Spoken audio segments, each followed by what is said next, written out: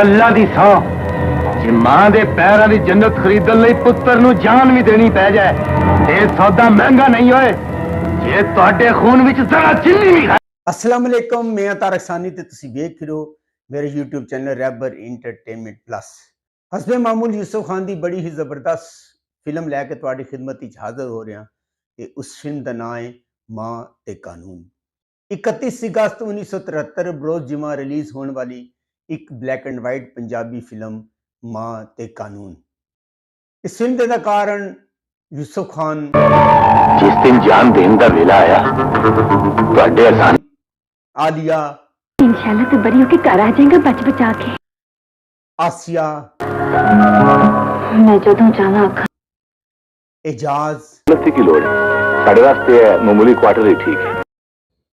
अजमल तू अपने दुश्मन नूं कत्ल करके बदला मजर शाह ये गल अब्बे नूं शक्ल खयाम क्यों मारे इन्हें की कसूर किया? असद बुखारी ओए ते बड़ा चंगा है नादरा तू मुनव्वर ज़रीफ खलीफा नजीर नहीम हाशमी ये राणो दी गलती ना तेरा कुर्ता चुन चुन अलाउद्दीन सब तो बड़ी गल ते एह वे कि दोवें एक दूजे नूं पसंद कर। बहार आज 12 साल बाद अपने पुत्र नु सीने न लावांगी।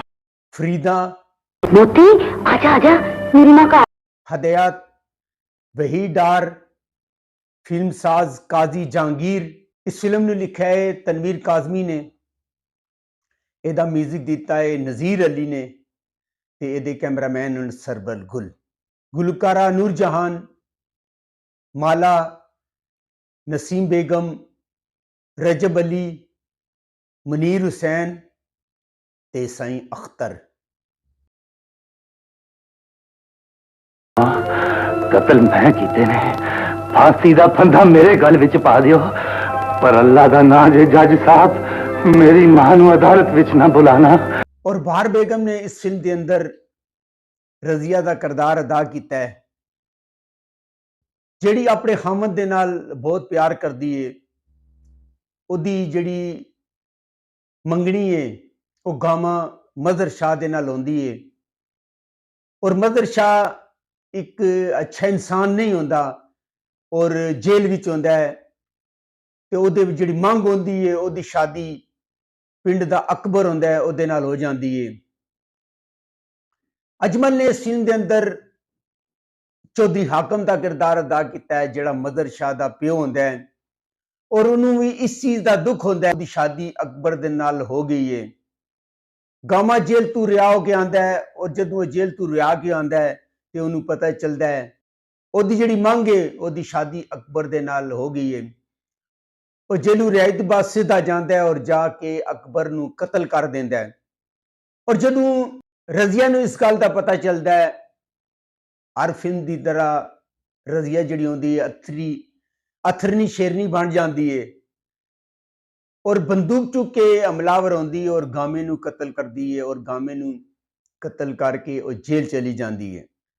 वो जेल चली जाती है उन्हें 14 साल कैद की सजा हो जाती है। जेल के अंदर उसका एक पुत्र पैदा होता है जिसका नाम नादर होता है और कानून के मुताबिक वो कुछ अरसा बच्चा ही जेल रह सकता है और उन्होंने दारुल अमान मुंतकिल कर दिता जाता है।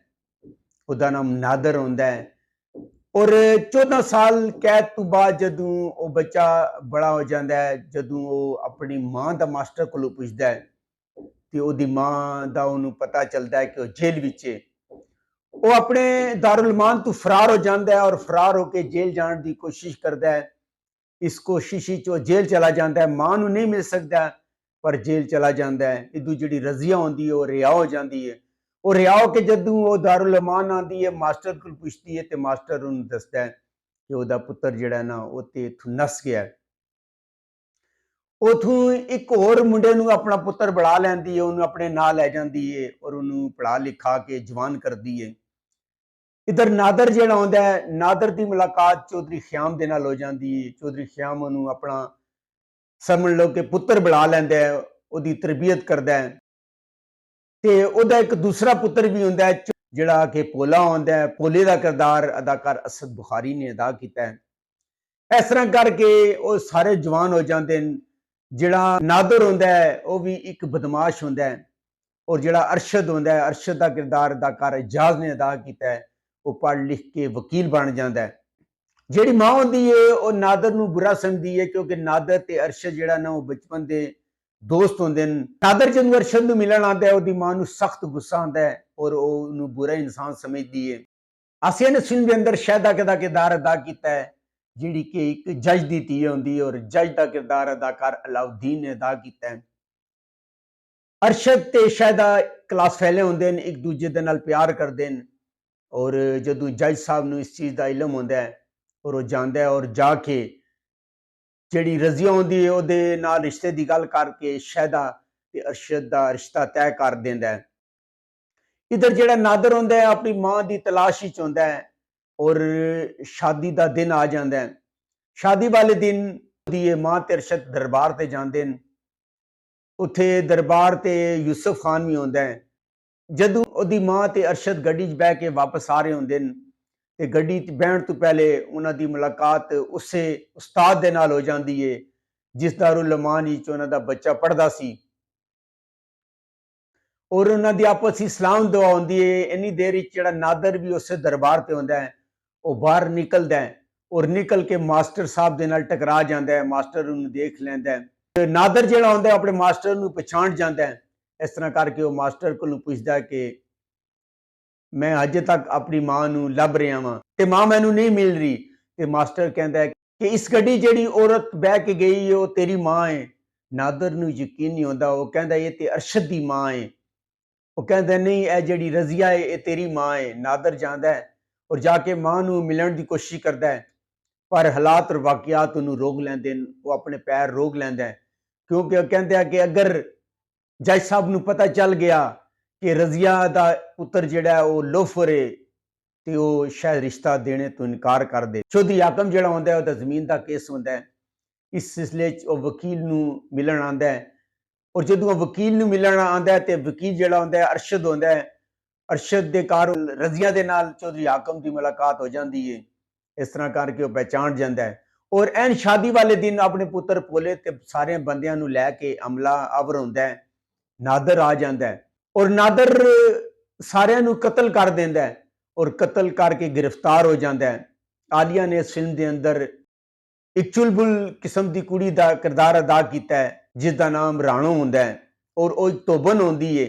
ਨਈਮ ਹਾਸ਼ਮੀ ਨੇ ਉਹਦੇ ਪਿਓ ਦਾ ਕਿਰਦਾਰ ਅਦਾ ਕੀਤਾ ਹੈ ਔਰ ਆਸੀਆ ਦਾ ਕੋਈ ਖਾਸ ਕੰਮ ਨਹੀਂ ਹੈ। ਗਾਣੀ ਹੁਣ ਮੁਕੱਦਮਾ ਚੱਲਦਾ ਹੈ ਔਰ ਉਸ ਮੁਕੱਦਮੇ ਦੇ ਦੌਰਾਨ ਇਹ ਗੱਲ ਖੁੱਲਦੀ ਹੈ ਕਿ ਜਿਹੜੀ ਰਜ਼ੀਆ ਵੇ ਉਹ ਵੀ ਕਤਲ ਕਰਕੇ 14 ਸਾਲ ਕੈਦ ਦੀ ਸਜ਼ਾ ਕੱਟ ਚੁੱਕੀ ਹੈ। ਵਕੀਲ ਹੁੰਦਾ ਹੈ, ਜਿਹੜਾ ਵਕੀਲ ਹੁੰਦਾ ਹੈ ਇਹ ਸਾਬਤ ਕਰਦਾ ਹੈ ਕਿ ਇਸ ਜੁਰਮ ਦੇ ਵਿੱਚ ਨਾਦਰ ਤੇ ਰਜ਼ੀਆ ਬਰਾਬਰ ਦੇ ਸ਼ਰੀਕ ਹਨ। ਔਰ ਅਰਸ਼ਦ ਜਿਹੜਾ ਹੁੰਦਾ ਹੈ ਉਹ ਅਰਸ਼ਦ ਰਜ਼ੀਆ ਦਾ ਸਗਾ ਪੁੱਤਰ ਨਹੀਂ ਹੈ। ਉਹ ਇਹ ਸਾਬਤ ਕਰਨਾ ਚਾਹੁੰਦਾ ਹੈ ਕਿ ਜਿਹੜਾ ਸਭ ਕੁਝ ਕਰਤਾ ਧਰਤਾ ਹੈ ਉਹ ਰਜ਼ੀਆ ਵੇ। ਇਸ ਸੀਨ ਦੇ ਦੌਰਾਨ ਬਹਾਰ ਨੇ ਬਹੁਤ ਜ਼ਬਰਦਸਤ ਐਕਟਿੰਗ ਦਾ ਮੁਜ਼ਾਹਰਾ ਕੀਤਾ ਹੈ। ਇਹ ਜਿਹੜਾ 15 ਮਿੰਟ ਦਾ ਪੋਰਸ਼ਨ ਹੁੰਦਾ ਹੈ ਆਖਰੀ, ਇਸ ਦੇ ਵਿੱਚ ਤੁਸੀਂ ਸਮਝ ਲਓ ਕਿ ਬਹਾਰ ਬੇਗਮ ਛਾਈ ਰਹੀ ਹੈ। ਬਹਾਰ ਬੇਗਮ ਨੇ ਐਸੇ ਐਕਸਪ੍ਰੈਸ਼ਨ ਦਿੱਤੇ ਨੇ ਕਿ ਹਿਲਾ ਕੇ ਰੱਖ ਦਿੱਤਾ ਹੈ। ਔਰ ਇਸ ਫਿਲਮ ਤੋਂ ਬਹਾਰ ਬੇਗਮ ਦੀ ਫਿਲਮਾਂ 'ਚ ਵਾਪਸੀ ਹੋਈ ਸੀ, ਕਿਉਂਕਿ ਕਾਫੀ ਅਰਸਾ ਗੈਪ ਸੀ। ਉਹ ਹੀਰੋਇਨ ਆਂਦੀ ਸੀ, ਉਸ ਤੋਂ ਬਾਅਦ ਗੈਪ ਆ ਗਿਆ ਸੀ। ਇਸ ਸੀਨ ਦੇ ਦੌਰਾਨ ਬਹਾਰ ਬੇਗਮ ਨੇ ਬੜੀ ਮਿਹਨਤ ਦੇ ਨਾਲ ਕੰਮ ਕੀਤਾ ਹੈ। ਅਦਾਲਤ ਜਿਹੜੀ ਹੁੰਦੀ ਉਹ ਕੇਸ ਸੁਣਨ ਤੋਂ ਬਾਅਦ ਨਾਦਰ ਤੇ ਰਜ਼ੀਆ ਨੂੰ ਬਾਇਜ਼ਤ ਭਰੀ ਕਰ ਦਿੰਦੀ ਹੈ ਔਰ ਸਾਰੇ ਆਪਸ ਵਿੱਚ ਮਿਲ ਜਾਂਦੇ ਨੇ। ਇਹ ਫਿਲਮ YouTube ਤੇ ਮੌਜੂਦ ਹੈ, ਤੁਸੀਂ ਜਾ ਕੇ ਵੇਖ ਸਕਦੇ ਹੋ। ਅਗਰ ਤੁਹਾਨੂੰ ਮੇਰੀ ਮਾਲੂਮਾਤ ਅੱਛੀ ਲੱਗੀ ਹੋਵੇ, ਮੇਰੇ ਚੈਨਲ ਨੂੰ ਲਾਈਕ ਕਰੋ, ਸਬਸਕ੍ਰਾਈਬ ਕਰੋ ਤੇ ਸ਼ੇਅਰ ਕਰੋ ਤੇ ਨੈਕਸਟ ਵੀਡੀਓ ਤੱਕ ਰੱਬ ਰਾਖਾ।